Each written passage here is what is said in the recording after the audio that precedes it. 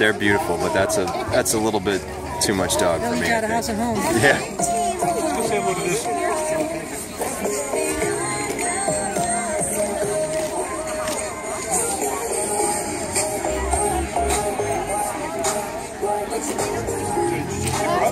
Zeke's 3 years old. He's from Holland. Born in Hungary, lived for a year in Holland. He is a Belgian Malinois German Shepherd mix. They are very high-strung dogs, so he's going to come out. He's going to be high-strung. So this is Zeke. Zeke's 3 years old. He just turned 3 last January. So before this January.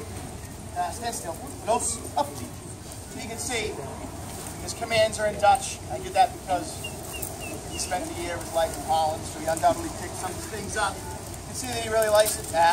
Hey, nose, nose. He wants this thing, but he knows he's got to do what I want him to do to be rewarded.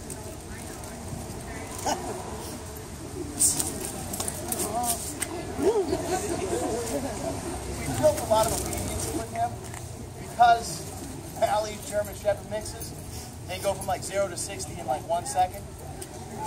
So you need a lot of obedience built in with him. I know. The funny thing is he's like a lap dog. Like he comes home and he'll like watch the Bruins game with my son on the couch like it's nothing. I mean, he loves people. It's weird. I'm gonna put him up. Zeke is a tracking dog. He finds people. That's predominantly what he does. He can find articles, things that were dropped, that were discarded, that has human odor on them. But for the most part, he's like the guy that he's the guy that comes when something's broken into, and we know that the guy took off. This guy will find him. Obedience that Officer Murphy was showing you is we do obedience for different purposes. You know, you guys all take your dogs and you do your training and whatnot. Ours is done, it's geared towards our purpose. And as you see, like we get our dogs to sit, and our sitting is based on finding target odor or laying down if the high's low, the dog will lay down. So that's how we do our training. We have to allow our dogs to be police dogs. And yes, they do go home with us. That's a question we get a lot. These dogs live with us. They're part of our family. And we do a lot with our dogs. We love them to death. But they are police dogs, so we have to let them be police dogs. And part of that is, you know, you come home at the end of the night and you want to have a sandwich, and next thing you know, your dog's on the counter next to you, trying to eat your sandwich. We can't discourage the dog. You would, because you don't want your dog on the countertop or on the couch. But if we go into a search situation, there can't be any conflict in the dog's mind. We have to allow the dog to be a police dog. And he may have to go on a couch, he may have to go on a countertop, or whatever the case may be. See what he's doing? He goes right into a down, right? We trained him so that when I have a suspect like this, if I have to come out like this, he can put his hands up. He doesn't do anything. He can put them down. He still stays. We built in a lot of like obedience into him so that you notice I gotta hold him, but he's not barking. He's allowing me to give this guy verbal command. Sir, take 2 steps to your right.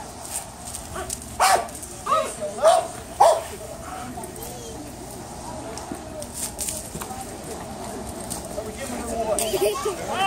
The only reason for this in training is that he's got a reward now for going into that down, giving me that time of quietness while I was giving this guy orders. He can tighten up real quick. Yeah. You see K9 Scout?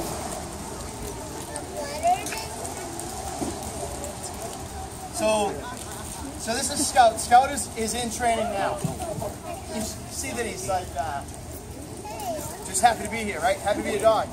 We don't put a lot of braking mechanisms or control measures on them. We don't do a lot of obedience at the beginning part because we're trying to imprint them on odor.